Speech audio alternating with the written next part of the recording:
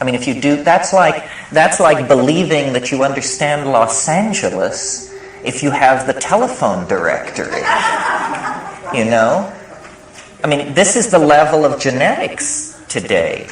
What they say they understand life, and they have the telephone directory, and they're talking about Los Angeles because they can look up, you know, where the genes are, the coding for the proteins. You know, does this tell us anything about a broken heart or a Messiah or a Hitler?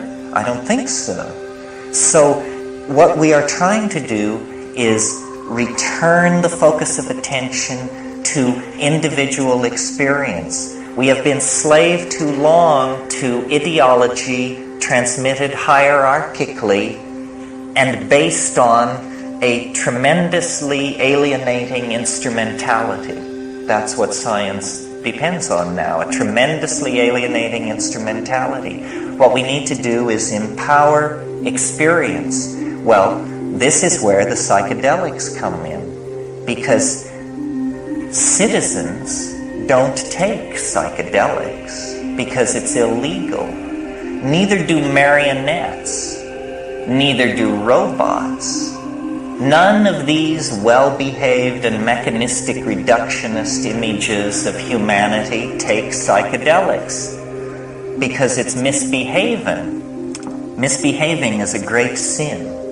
In fact, it's enshrined as the first sin. You'll regard that the psychedelic issue was there in Eden, and somebody misbehaved, and then they got tossed out forever, and their children's children into the chaos of history.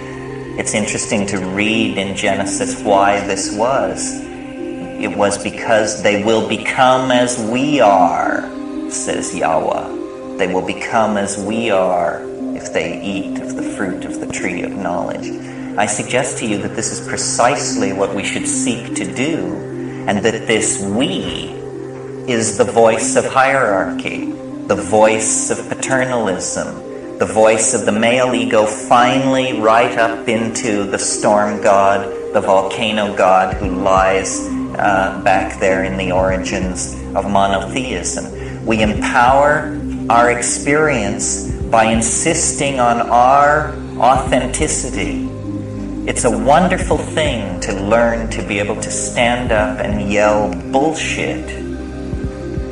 I did it when I was about 18 years old, and it was the meme of the hour, and it blew their minds. It did blow their minds. It was uncivil. It was uncivil. It lacked polity. It was rude and crude and correct, because so much is being slung, and nobody is talking about the primacy of experience and the dignity of the individual. The dignity of the individual. We went a long way with this in America before we betrayed it. And it wasn't only betrayed by the clowns in Washington. It's also betrayed by anybody who clusters themselves around the feet of some self-proclaimed nabob. Because the fact of the matter is, nobody knows what's going on. Nobody knows. Nobody has the faintest idea. The best guesses are lies. You may be sure of it. And so to pretend that one human being will lead another out of the dark night of ignorance and into the shining light of truth is ludicrous, absolutely grotesque, a product of this empowering of the human image that has gone on through several thousand years of dominator culture. If you want a teacher, try a waterfall, or a mushroom, or a mountain wilderness, or a storm-pounded seashore. This is where the action is. It's not back in the hive. It's not in the anthill. It's not knocking your head against the floor in front of somebody who claims that because of their lineage and whose feet they washed and whose feet they washed, that you should give credence to them. Knowledge is provisional, and we are yet to approach even the first moment of civilized understanding. The way it is to be done is by trusting yourself, trusting your intuition. Reject authority. Authority is a lie and an abomination. Authority will lead you into ruin. It's not real. And it isn't, don't get the idea that it's this liberal rap about how everybody has a piece of the action. You know, the Jews know something, the Buddhists know something, the Huichol know something. Nonsense. Rubbish. Nobody knows anything.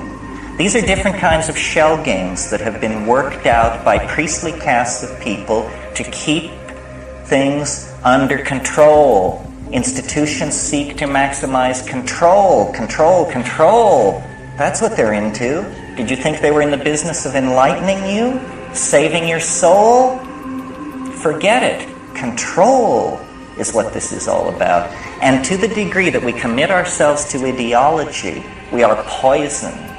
Any ideology, Marxism, Catholicism, objectivism, you name it, rubbish, all rubbish. What is real is experience. What is real is this moment. And so then what it becomes about is, what are the frontiers of experience? How much of that has been taken away from us by these dominators, by these priesthoods, by these cults, by these philosophical shell games? Well, a lot. That's the whole story of history. Our growing unease, our growing dis-ease, our malaise is all about the fact that we are kept from the wellspring of experience. We are sexually repressed. You may not feel it, but look back 100 years to a world where pianos wore pants. You know, maybe we've made a little progress on the sexual thing. Maybe not. Maybe more or less than we think. But we are repressed in all of these areas. And we are particularly repressed in the area that relates to the psychedelic experience. Because it is raid to the dominator insect invasion. They can't take it. They can't stand it. Because it empowers the individual. It dissolves the cheerful model of science. It's just exposed as, a nice story. It enriches the accessible universe tenfold, 100-fold, 1,000-fold. It makes the individual complete within his or her self. And this completion of the individual is extremely destructive to the plan of the dominators, which is that you will be a cog in a machine. You will participate in the life of an organization. Not your life, the life of an organization. You will go to some bullshit job. You will pour the best years of your life and your genius and your hopes into this. You will serve an institution. You will serve, serve, serve, serve. Well, it's a bad idea for free people to go along with this. A much better idea would be to insist on the dignity of human beings, to recognize that the freeing of slaves, the giving of the vote to women, the ending of public whippings, that this program of political enlightenment must also then include hands-off on how people want to relate to changing their minds. We are not interested in being sexually regulated by the state, and we are not interested in being intellectually, spiritually, emotionally manipulated by the state. The state should stand down in this issue. The state is acting as the enforcing arm of the dominator culture, specifically of fundamentalist screwballs, who, are horrified by all this. by the notion that people would claim the authenticity of their own minds, that people would stand in the light of nature and reject original sin and the guilt from Eden and, the sins of the fathers and all this rubbish which is handed down. What the archaic revival is going to have to mean, if it has teeth, is a re-empowering of the individual and a consequent lowering of the profile of institutions, especially government. We need to think about these things because we have bought into the idea that we have to serve and behave and be enslaved, else chaos will engulf the world. We need to carry out our analysis of the situation to the point where we can embrace chaos and see that chaos is the environment in which we all thrive. That's how I've done it for years. You think I could have gotten away with this in the Soviet Union? I don't think so. I require a society on the brink of social breakdown to be able to do my work. And I think a society on the brink of social breakdown is the healthiest situation for individuals. I don't know how many of you have ever had the privilege of being in a society in a pre-revolutionary situation, but the cafes stay open all night. And there's music in the streets, and you can breathe it, you can feel it, and you know what is happening. The dominator is being pushed. It never succeeds. It never is able to claim itself. But on the other hand, history is young. We may have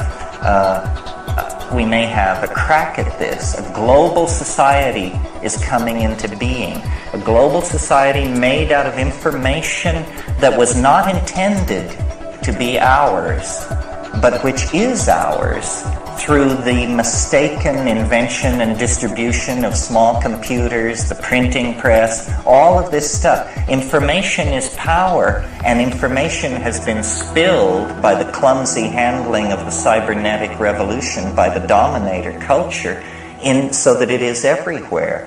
Never has the situation been more fluid. Never have the opportunities for infiltration, insurrection, and hell-raising been more present at hand. But we have to seize the opportunity. If we continue as we have, then, we're doomed. And the judgment of some higher power on that will be, they didn't even struggle. They went to the boxcars with their suitcases and they didn't even struggle. This is too nightmarish to contemplate. We're talking about the fate of a whole planet. Why are people so polite? Why are they so patient? Why are they so forgiving of gangsterism and betrayal? It's very difficult to understand. I believe it's because the dominator culture is increasingly more and more sophisticated in its perfection of subliminal mechanisms of control. And I don't mean anything grandiose and paranoid. I just mean that through press releases and sound bites and the enforced idiocy of television, the drama of a dying world has been turned into a soap opera for most people. And they don't understand that it's their story and that they will eat it in the final act if somewhere between here and the final act they don't stand up on their hind legs and howl. And it's not done through organizing. It's not done through vanguard parties or cadres of intellectual elites. It's done through just walking away from all of that. Claiming your identity, claiming your vision, your being, your intuition, and then acting from that without regret, cleanly, without regret.